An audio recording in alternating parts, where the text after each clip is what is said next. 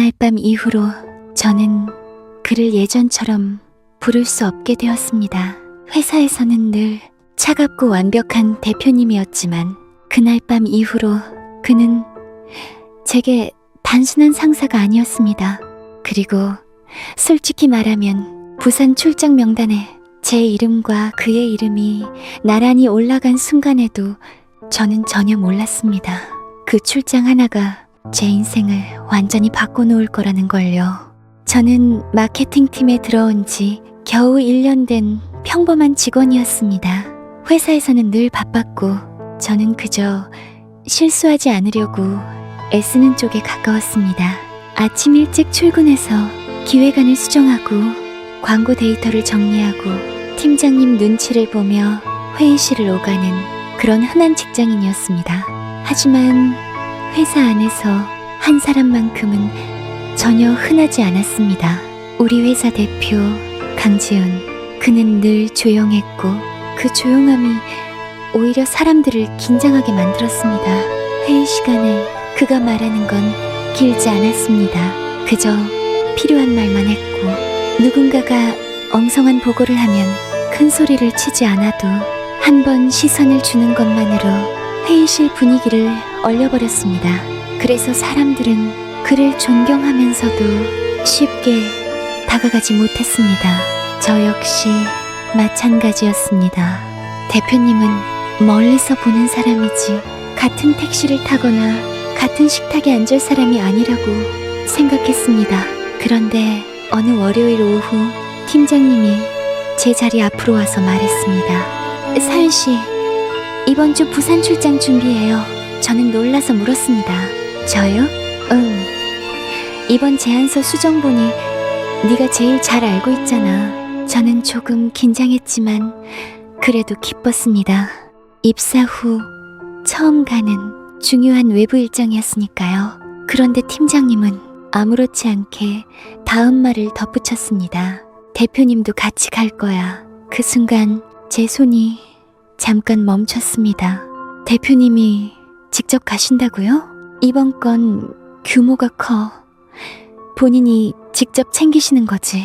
그날 퇴근할 때까지도 이상하게 마음이 가라앉지 않았습니다. 출장이 걱정돼서인지 대표님과 단둘이 움직일 상황이 생길지도 모른다는 생각 때문인지 저도 잘 몰랐습니다. 출장 당일 서울역은 아침부터 사람들로 붐볐습니다. 저는 너무 늦을까봐 예정보다 30분이나 일찍 도착했습니다. 그런데 이미 대표님이 플랫폼 쪽에 서 있었습니다.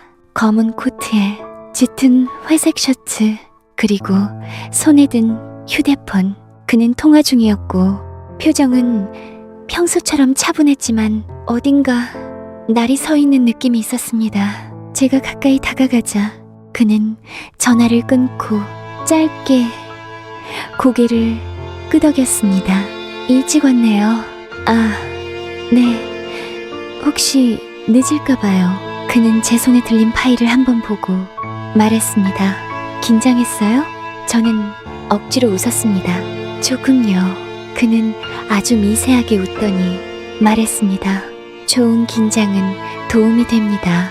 그 말이 이상하게 오래 남았습니다. 기차가 출발하고 저는 창가 쪽 자리에 앉았습니다. 대표님은 제 옆자리에 앉았고 노트북을 열어 무언가를 확인하기 시작했습니다. 한동안 우리는 아무 말도 하지 않았습니다. 저는 괜히 바깥 풍경만 바라봤습니다. 그런데 한참 뒤 대표님이 노트북 화면에서 시선을 떼지 않은 채 말했습니다. 어제 밤늦게까지 수정했죠? 저는 놀라서 그를 봤습니다. 네? 아, 네? 매일 보낸 시간이 새벽 1시였어요. 순간 얼굴이 조금 뜨거워졌습니다. 그가 제 매일 시간까지 기억하고 있을 거라고는 전혀 생각하지 못했기 때문입니다. 죄송합니다. 더 일찍 드렸어야 했는데. 그러자 그는 바로 말했습니다. 칭찬한 겁니다. 저는 순간 무슨 표정을 지어야 할지 몰랐습니다. 그는 다시 화면을 보며 담담하게 덧붙였습니다. 꼼꼼하게 잘 봤어요. 그 짧은 한마디가 그날 오전 내내 이상할 정도로 제 마음을 흔들어 놓았습니다.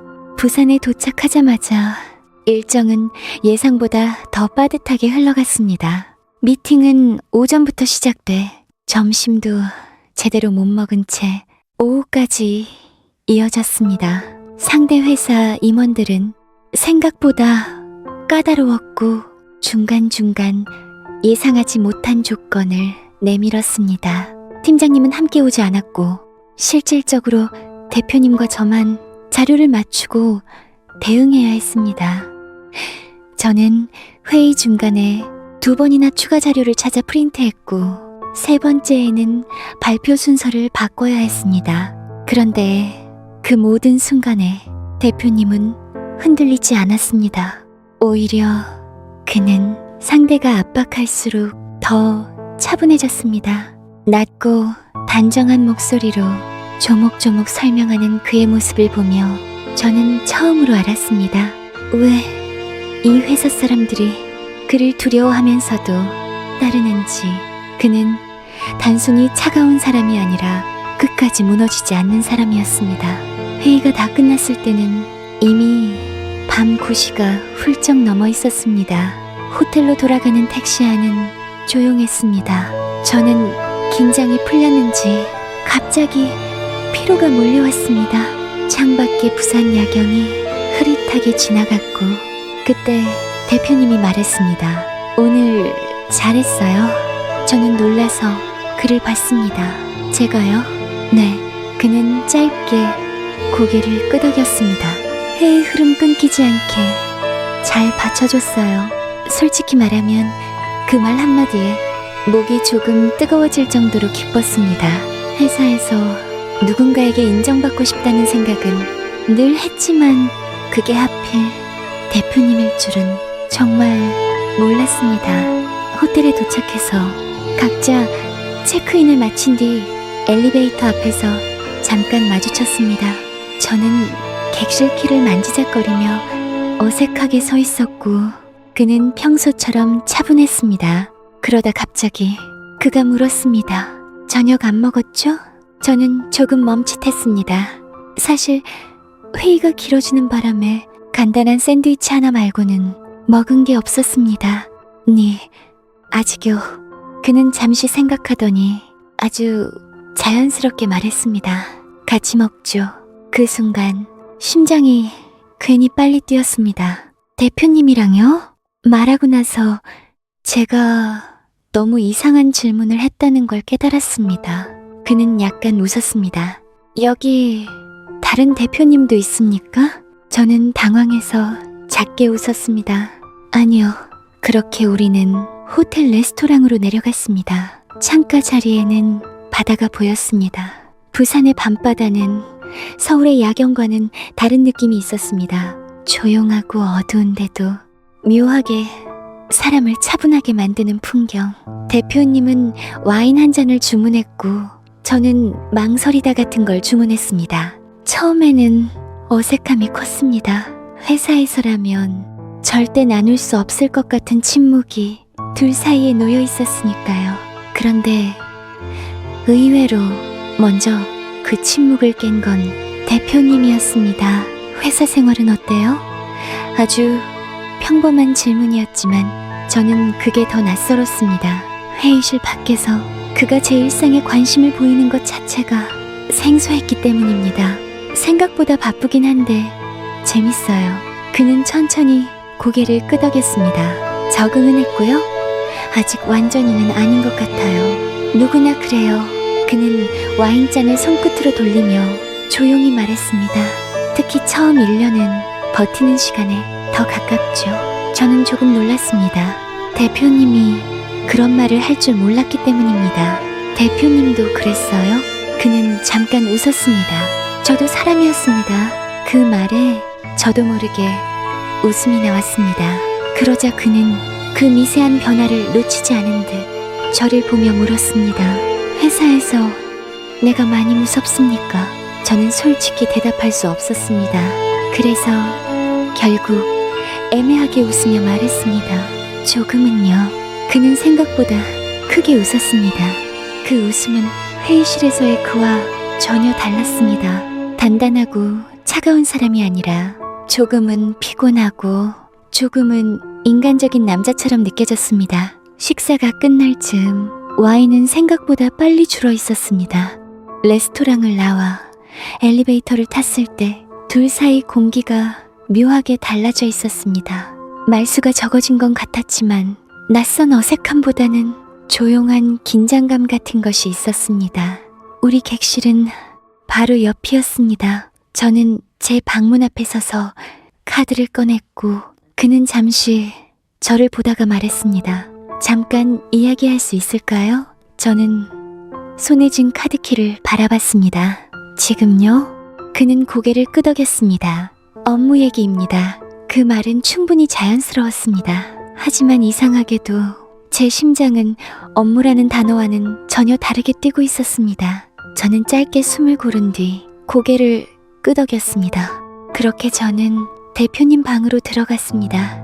문이 닫히는 소리가 이상하게 크게 들렸습니다. 그의 방은 제 방과 구조는 비슷했지만 분위기는 완전히 달랐습니다. 창가 쪽 테이블 위에는 노트북과 서류가 깔려 있었고 재킷은 의자 등에 아무렇게나 걸쳐져 있었습니다. 회사에서 늘 흐트러짐 없이 완벽해 보이던 사람의 조금 느슨한 흔적 같았습니다. 그는 창가 쪽으로 걸어가 커튼을 반쯤 젖혔습니다. 오늘 회의 끝난 것 같아도 완전히 끝난 건 아닙니다. 저는 긴장하며 물었습니다. 무슨 뜻이세요? 그는 잠시 말이 없었습니다. 그리고 낮은 목소리로 말했습니다. 회사 안에 이번 계약을 원하지 않는 사람이 있어요. 순간 등 뒤가 서늘해졌습니다. 내부 사람이요? 그는 아주 천천히 고개를 끄덕였습니다. 오늘 오후 수정된 자료 내용이 상대 쪽에 이미 흘러들어가 있었습니다. 저는 믿기지 않았습니다. 그럴 리가. 그래서 확인 중입니다. 그는 저를 똑바로 보며 말했습니다. 혹시 오늘 자료 다룬 사람 기억나는 거 있으면 말해주세요. 저는 낮 회의를 떠올렸습니다. 출력실, 복도, 회의실 안팎, 그리고 중간에 마주친 몇몇 직원들. 하지만 확실한 건 없었습니다. 죄송해요. 지금은 잘 괜찮아요. 부담 가지지 말고 생각나는 게 있으면 나중에 얘기해요. 그는 그렇게 말했지만 표정은 전혀 괜찮아 보이지 않았습니다. 그때 그의 휴대폰이 울렸습니다. 화면을 확인한 순간 그의 눈빛이 달라졌습니다. 그는 전화를 받지 않고 잠시 무음으로 꺼버렸습니다. 저는 조심스럽게 물었습니다. 문제 있는 연락이었어요? 그는 잠시 제 쪽을 보다 담담하게 말했습니다. 오늘 밤은 방에서 나오지 않는 게 좋겠습니다. 그 말은 너무 갑작스럽고 단호해서 오히려 더 불안했습니다. 대표님은요? 그는 잠깐 웃었습니다. 나는 괜찮아요. 하지만 저는 알 수 있었습니다. 그가 지금 전혀 괜찮지 않다는 걸. 결국 저는 제 방으로 돌아왔습니다. 문을 잠그고 침대에 앉았지만 쉽게 잠들 수 없었습니다. 대표님의 말이 계속 머릿속을 맴돌았습니다. 회사 안에 누군가 유출된 자료, 오늘 밤은 방에서 나오지 말라는 경고. 무언가가 분명히 잘못되고 있었습니다. 샤워를 하고 나와도 마음은 전혀 가라앉지 않았습니다. 새벽 1시가 조금 넘었을 때 저는 겨우 불을 끄고 누웠습니다. 그런데 얼마 지나지 않아 복도에서 작은 소리가 들렸습니다. 처음에는 누군가 지나가는 발소리라고 생각했습니다. 하지만 곧 무언가 부딪히는 듯한 낮은 소리가 이어졌습니다. 저는 숨을 죽이고 문 쪽을 바라봤습니다. 그리고 몇 초 뒤 아주 조심스러운 노크 소리가 들렸습니다. 심장이 철렁 내려앉았습니다. 호텔 프런트에 전화해야 하나 잠깐 고민했지만 이상하게도 저는 먼저 문 가까이로 걸어갔습니다. 누구세요? 잠시 침묵이 흐른 뒤 익숙한 목소리가 들렸습니다. 나예요. 대표님이었습니다. 저는 급히 문을 열었습니다. 그리고 문이 열리는 순간 숨을 멈췄습니다.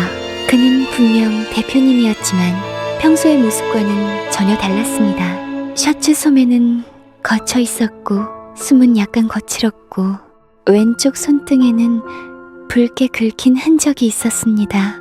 무엇보다도 그의 표정이 평소처럼 완벽하게 정리되어 있지 않았습니다. 대표님, 무슨 일 있었어요?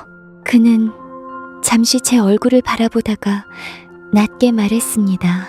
안에 들어가도 될까요? 저는 아무 말 없이 옆으로 비켜섰습니다. 문이 닫히자 그는 한동안 말이 없었습니다. 그 침묵 때문에 오히려 더 불안했습니다. 다친 거예요? 제가 다시 묻자 그는 짧게 대답했습니다. 별거 아닙니다. 전혀 별거 아닌 얼굴이 아닌데요. 그 말이 너무 빨리 튀어나와 저는 곧바로 후회했습니다. 하지만 그는 의외로 화내지 않았습니다. 오히려 조금 피곤한 얼굴로 소파에 앉으며 말했습니다. 복도에서 낯선 사람 둘을 만났어요. 순간 제 심장이 다시 빨라졌습니다. 아까 말씀하신 그 일 때문이에요? 그는 고개를 끄덕였습니다. 아마도 저는 냉장고에서 생수를 꺼내 그에게 건넸습니다. 그는 병을 받아들고도 곧바로 마시지 않았습니다. 그 대신 저를 올려다보며 말했습니다. 미안합니다. 왜요? 당신까지 이 일에 긴장하게 만들어서. 저는 그 말이 이상하게 마음을 건드렸습니다. 그는 늘 단단해 보였고 언제나 다른 사람보다 먼저 상황을 통제하는 사람이었는데 지금 제 눈앞에 그는 조금 지쳐 있었고 조금은 외로워 보였습니다. 저는 조심스럽게 물었습니다. 대표님, 지금 혼자 계셔도 괜찮아요? 그는 대답하지 않았습니다. 그 침묵이 오히려 답처럼 느껴졌습니다. 잠시 후 그는 아주 낮은 목소리로 말했습니다. 오늘 밤만 같이 있어도 될까요? 그 말은 너무 조용해서 처음엔 잘못 들은 줄 알았습니다. 하지만 그의 눈빛은 분명했습니다. 업무적인 부탁이 아니라 정말로 혼자 있고 싶지 않은 사람의 눈빛. 저는 바로 대답하지 못했습니다.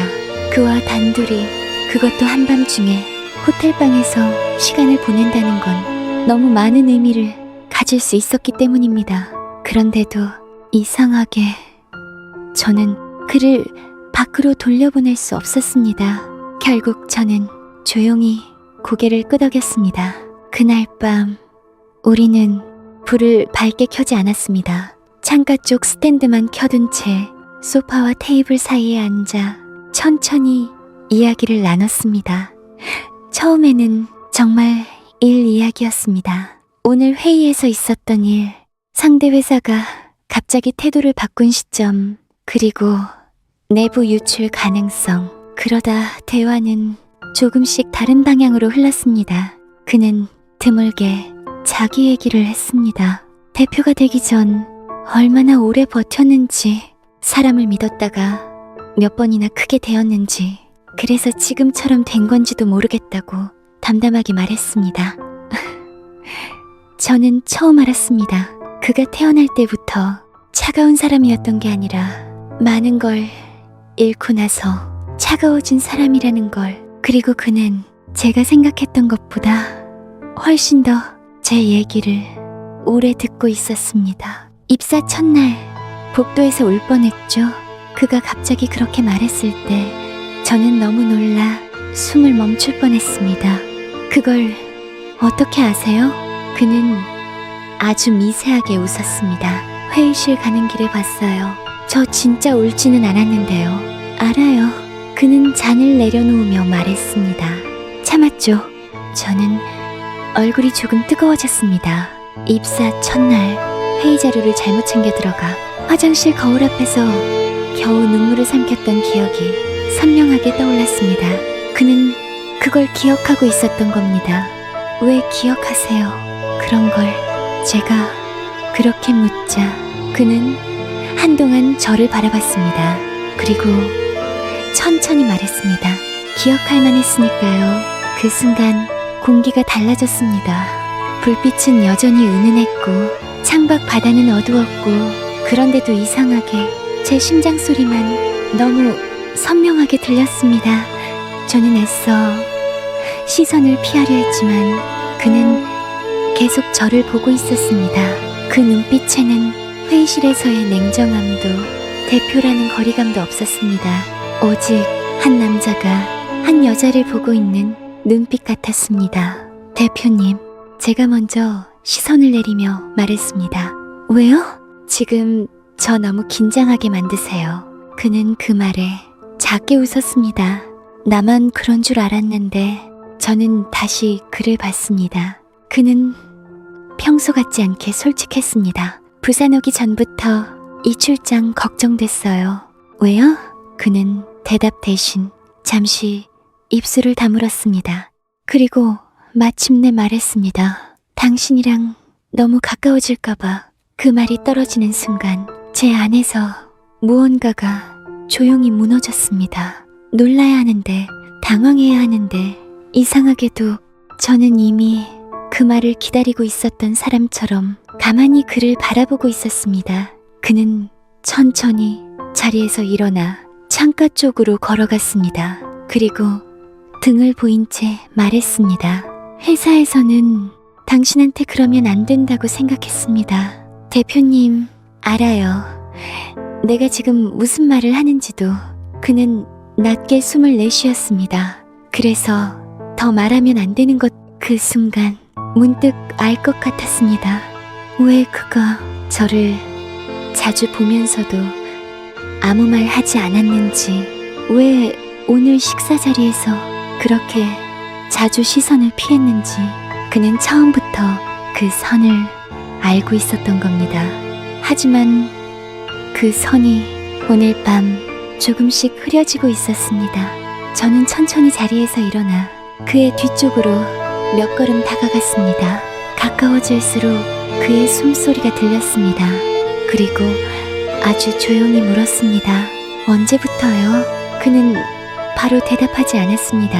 한참 뒤 낮고 부드러운 목소리로 말했습니다. 당신이 야근하고 혼자 회의실 정리하던 날부터 그 장면이 기억났습니다. 다들 퇴근한 밤 저 혼자 남아 회의실 자료를 정리하고 있었는데 문이 열리며 대표님이 들어왔던 날 그는 그냥 파일 하나를 두고 나갔고 저는 그걸 별 의미 없이 지나쳤습니다.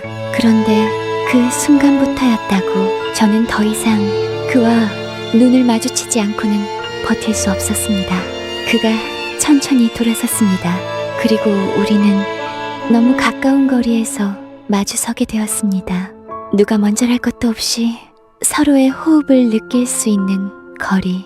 하지만 그는 끝까지 함부로 다가오지 않았습니다. 오히려 그 조심스러움이 저를 더 흔들었습니다. 후회할지도 모릅니다. 그가 아주 낮게 말했습니다. 저는 숨을 삼켰습니다. 무슨 걸요? 이 밤을. 저는 잠시 그를 바라보다가 조용히 대답했습니다. 아직 아무 일도 안 일어났는데요. 그는 그 말에 처음으로 조금 무너진 표정을 지었습니다. 그러더니 손끝으로 제 머리 옆 흘러내린 머리카락을 아주 조심스럽게 정리해 주었습니다. 그 짧은 접촉만으로도 심장이 세게 뛰었습니다. 그리고 그 순간 문 밖 복도에서 갑자기 무언가 부딪히는 소리가 들렸습니다. 둘 다 동시에 멈췄습니다. 대표님의 표정이 순식간에 바뀌었습니다. 그는 곧바로 저를 뒤로 물리고 현관 쪽으로 걸어갔습니다. 여기 있어요.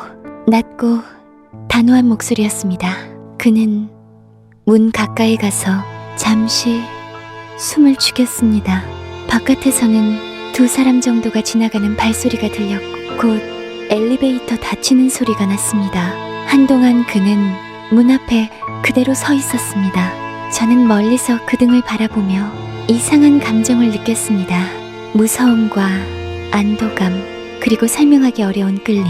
그는 결국 다시 돌아왔지만 아까의 분위기는 조금 달라져 있었습니다. 더 위험해졌고 더 진짜가 되었습니다. 오늘 여기서 혼자 자는 건 좋지 않을 것 같습니다. 그가 말했습니다. 그럼 그는 잠시 망설였습니다. 내 방으로 가는 것도, 당신을 내 방에 혼자 두는 것, 지금은 위험해요. 그 말의 의미를 저는 곧 알아들었습니다. 결국 우리는 같은 방에 머물기로 했습니다. 그렇다고 해서 무언가를 서두르진 않았습니다. 오히려 그 반대였습니다. 그는 제게 침대를 쓰라고 했고 자기는 소파에서 자겠다고 했습니다. 저는 그 말이 조금 우습게 들렸습니다. 대표님이 소파에서 어떻게 자요? 괜찮아요. 안 괜찮아 보여요. 그러자 그는 피곤한 얼굴로 웃었습니다. 지금 나 걱정합니까? 저는 대답하지 않았습니다. 대신 침대 가장자리에 앉아 그를 올려다보며 말했습니다. 대표님이 다친 채로 아무렇지 않은 척하는 게 더 신경 쓰여요. 그는 제 말을 듣고도 바로 답하지 않았습니다. 그 대신 천천히 제 앞에 와서 섰습니다. 그리고 한참 뒤 낮고 분명한 목소리로 말했습니다. 그런 말 아무한테나 하지 마요. 왜요? 기대하게 되니까. 그 말은 이 밤 내내 가장 위험한 말이었습니다. 저는 결국 고개를 들었습니다. 그의 눈빛이 너무 가까웠습니다. 그 순간 우리는 더 이상 대표와 직원이 아니었습니다. 그저 오래 참아 온 감정을 이제는 숨기지 못하는 두 사람이었습니다. 그날 밤 우리는 많은 말을 했고 많은 침묵도 함께 했습니다. 서로를 보는 시간, 말하지 않아도 알아듣는 순간들, 손끝이 잠깐 닿았다가 멈추는 거리들, 모든 것이 너무 느리게 하지만 너무 분명하게 흘러갔습니다. 창밖에는 부산의 어두운 바다가 있었고 방 안에는 우리 둘의 숨소리와 조용히 흔들리는 감정만 남아 있었습니다. 그리고 저는 그날 밤 처음으로 알았습니다. 누군가와 가까워진다는 건 큰 사건 하나보다도 작은 시선 하나, 짧은 침묵 하나, 참았던 감정 하나로 더 깊어질 수 있다는 걸. 새벽이 가까워질 무렵 저는 거의 잠들지 못한 채 침대 끝에 앉아 있었습니다. 그는 창가에 기대어 바깥을 보고 있었습니다. 제가 조용히 물었습니다. 후회하세요? 그는 돌아보지 않은 채 대답했습니다. 지금은 아니요. 그 한마디에 이상하게 가슴이 아팠습니다. 그럼 언제는요? 그는 천천히 저를 봤습니다. 내일 아침 다시 서울로 돌아가면. 그 말은 너무 현실적이어서 오히려 더 아팠습니다. 맞았습니다. 부산의 밤은 부산의 밤으로 끝날 수도 있었습니다. 서울로 돌아가면 그는 다시 대표님이 되고 저는 다시 직원이 될 테니까요. 그 선을 우리는 다시 그어야 할지도 몰랐습니다. 그런데도 저는 묻고 싶었습니다. 그래도 오늘 밤은 없었던 일처럼 할 수 있어요? 그는 대답하지 않았습니다. 대신 천천히 제 쪽으로 걸어왔습니다. 그리고 아주 가까운 거리에서 잠시 멈춘 뒤 말했습니다. 그걸 할 수 있었으면 애초에 이 방에 오지 않았어요. 그 말로 모든 게 충분했습니다. 아침이 밝았을 때 우리는 거의 동시에 현실로 돌아왔습니다. 대표님은 다시 단정한 셔츠와 재킷을 입고 평소의 얼굴을 하고 있었습니다. 하지만 전날 밤에 그를 알고 있는 저는 그 얼굴이 완전한 가면은 아니라는 걸 이제 알 수 있었습니다. 조식당으로 내려가는 엘리베이터 안에서 우리는 거의 말을 하지 않았습니다. 그 침묵은 어색해서가 아니라 너무 많은 걸 알고 있기 때문에 생기는 침묵이었습니다. 서울로 돌아가는 KTX 안에서도 분위기는 비슷했습니다. 그는 업무 메일을 확인했고 저는 노트북을 열었지만 사실 아무것도 읽히지 않았습니다. 그때 그가 아주 작게 말했습니다. 서울에서는 조심합시다. 저는 그 말뜻을 이해했습니다. 회사에서는 아무 일도 없었던 것처럼. 하지만 문제는 세상이 우리에게 그렇게 쉽게 시간을 주지 않았다는 겁니다. 서울에 돌아온 지 이틀쯤 지났을 무렵 팀장님이 급히 회의실로 저를 불렀습니다. 회의실 안에는 대표님과 재무팀 이사 그리고 법무팀 직원 둘이 앉아 있었습니다. 공기가 이상하게 무거웠습니다. 제가 들어가자 재무팀 이사가 먼저 말했습니다. 부산 제안서 최종본 누가 외부로 보냈는지 확인 중입니다. 순간 몸이 얼어붙었습니다. 대표님은 아무 말 없이 제 쪽을 한번 봤습니다. 그 눈빛은 평소처럼 냉정했지만 저는 알 수 있었습니다. 그가 지금 저를 지켜보고 있다는 걸. 서연 씨는 회의 직전 수정본을 갖고 있었죠? 그 질문은 충분히 저를 의심하는 말처럼 들렸습니다. 저는 억울함과 놀람이 한꺼번에 밀려왔지만 겨우 침착하게 답했습니다. 네. 하지만 외부로 보낸 적 없습니다. 재무이사는 차갑게 물었습니다. 그럼 누가 가능하죠? 저는 대답할 수 없었습니다.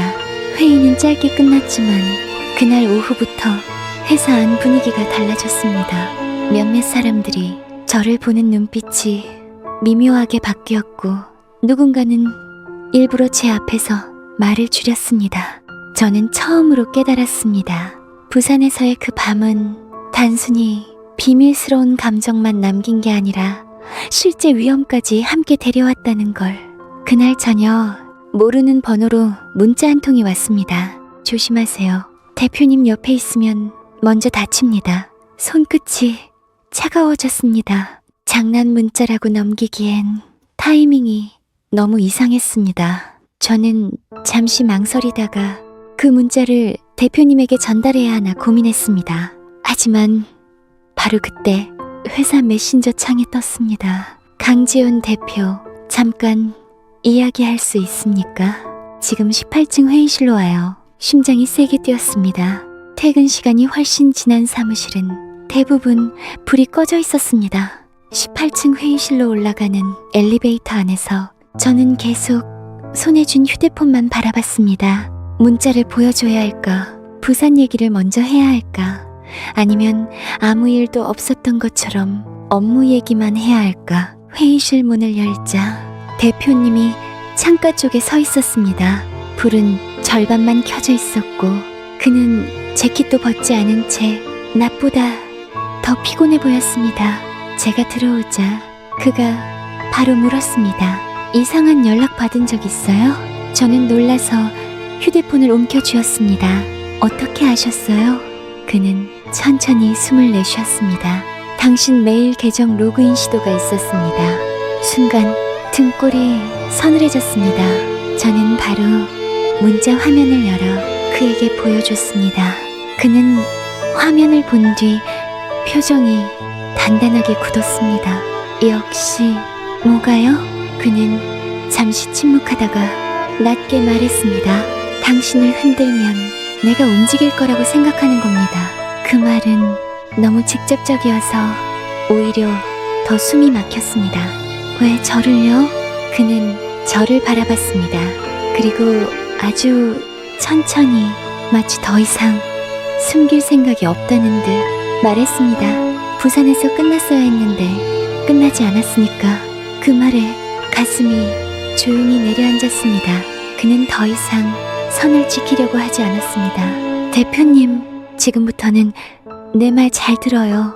그는 제 앞에 놓인 의자를 빼주며 앉으라고 했습니다. 그리고 회사 내부 상황을 설명하기 시작했습니다. 재무이사가 이번 계약을 막으려는 쪽과 연결돼 있을 가능성, 부산 회의 자료가 유출된 경로, 그리고 누군가가 저를 통해 대표님을 압박하려 한다는 정황. 그 이야기를 듣는 동안 저는 한 가지를 점점 더 분명히 느꼈습니다. 그는 단순히 회사를 지키려는 대표가 아니었습니다. 저를 지키려 하고 있었습니다. 왜 저한테는 말 안 했어요? 제가 묻자 그는 잠시 눈을 감았다 뜨고 대답했습니다. 더 이상 가까워지면 안 된다고 생각했으니까.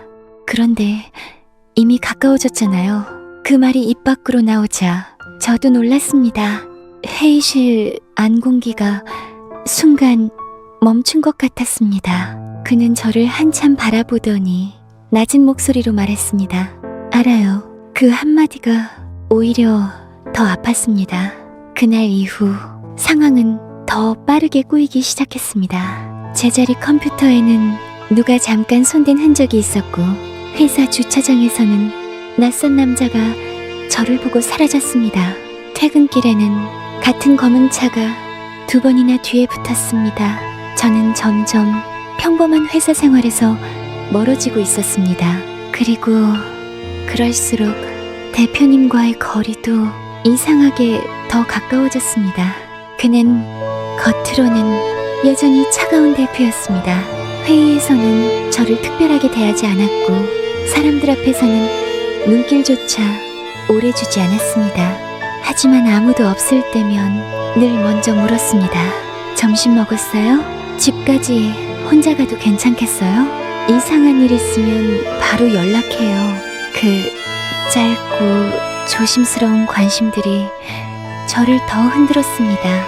어느 금요일 밤 야근을 마치고 회사 건물을 나섰을 때 비가 내리고 있었습니다. 우산을 펴려는 순간 검은 차 한 대가 제 앞에 멈췄습니다. 창문이 내려갔고 대표님이 앉아 있었습니다. 타요. 저는 놀라서 주변을 둘러봤습니다. 대표님, 지금은 괜찮으니까 타요. 그의 말은 짧았지만 거절할 수 없는 목소리였습니다. 차 안은 조용했고 빗소리만 유리창을 때리고 있었습니다. 그는 직접 운전하고 있었습니다. 집으로 가는 길이에요? 제가 묻자 그는 잠시 침묵하다 말했습니다. 집으로만 가면 안 될 것 같아서. 네? 그는 짧게 저를 보더니 다시 앞을 향했습니다. 누군가 오늘도 당신 뒤를 밟았습니다. 저는 손끝이 차가워졌습니다. 확실해요? 네. 그럼 경찰에. 아직은 안 됩니다. 그 말은 부산에서 들었던 말과 비슷했습니다. 모든 걸 믿을 수 없는 상황. 그는 결국 한강 쪽에 있는 작은 레스토랑 앞에 차를 세웠습니다. 늦은 시간이라 손님이 거의 없었고 창가에는 빗물이 가득 맺혀 있었습니다. 우리는 안쪽 자리에 앉았습니다. 그리고 저는 결국 참지 못하고 말했습니다. 이렇게까지 된 거 후회하세요? 그는 물을 한 모금 마시고 고개를 들었습니다. 뭘요? 부산에서 저한테 마음 보인 거요. 그는 바로 대답하지 않았습니다. 그리고 아주 분명하게 말했습니다. 아니요. 그 단호함에 오히려 제가 숨이 막혔습니다. 한 번도. 왜요? 그는 저를 바라봤습니다. 비가 유리창을 타고 흘러내렸고 그 너머 야경은 흐릿했습니다. 그 속에서 그의 눈빛만 이상하게 또렷했습니다. 후회한 적은 없어요. 그는 아주 낮게 덧붙였습니다. 다만 더는 선을 지킬 수 없을까봐 계속 참았을 뿐입니다. 그 말은 그 어떤 달콤한 말보다 더 강하게 제 마음을 흔들었습니다. 그리고 그날 밤 우리는 결국 더 이상 숨기지 않기로 했습니다. 아주 거창한 약속을 한 건 아니었습니다. 사귀자는 말도 미래를 정하는 말도 없었습니다. 다만 서로가 서로에게 이미 너무 깊이 들어왔다는 사실을 더 이상 부정하지 않기로 한 것뿐이었습니다. 하지만 세상은 그 짧은 평화를 오래 허락하지 않았습니다. 다음 주 월요일 재무이사가 긴급 이사회를 소집했습니다. 명목상 이유는 부산 계약 관련 내부 조사였지만 실제로는 대표님을 흔들기 위한 자리라는 걸 저조차 느낄 수 있었습니다. 회의 당일 사무실 전체가 숨죽인 듯 조용했습니다. 그리고 회의 시작 10분 전 법무팀 직원이 급하게 제게 달려왔습니다. 서연 씨, 큰일 났어요. 왜요? 부산 호텔 CCTV 일부가 외부로 넘어갔대요. 순간 세상이 멈춘 것 같았습니다. 무슨 CCTV요? 그는 말을 아꼈지만 저는 이미 알아들었습니다. 호텔 복도, 그 밤 대표님과 제 객실, 누군가가 그걸 손에 넣은 겁니다. 누가요? 아직 정확히는 그 순간 제 휴대폰이 울렸습니다. 모르는 번호였습니다. 떨리는 손으로 받자 낮고 낯선 남자 목소리가 들렸습니다. 회의실로 오지 마세요. 누구세요?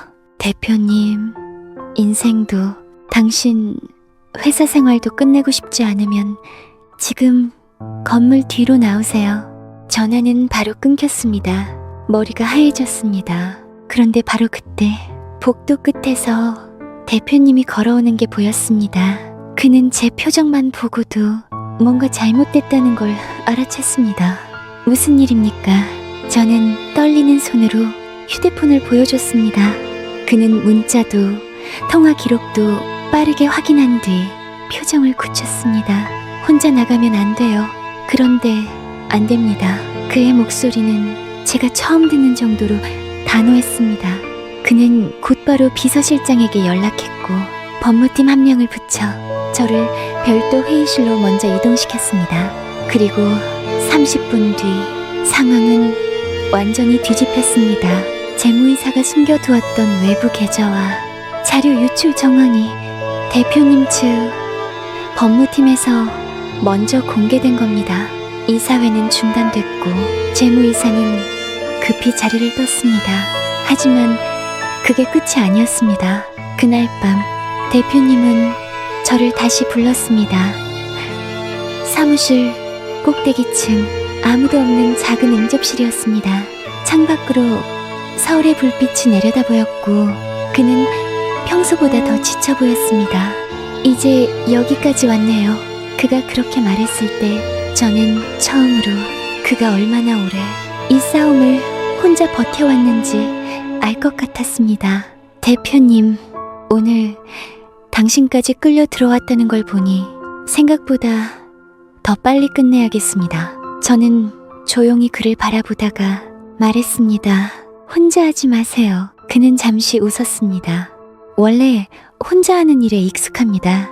저는 고개를 저었습니다. 그게 익숙하다고 해서 계속 그래야 하는 건 아니잖아요. 그 순간 그의 눈빛이 변했습니다. 그리고 아주 천천히 제게 다가왔습니다. 왜 이렇게까지 합니까?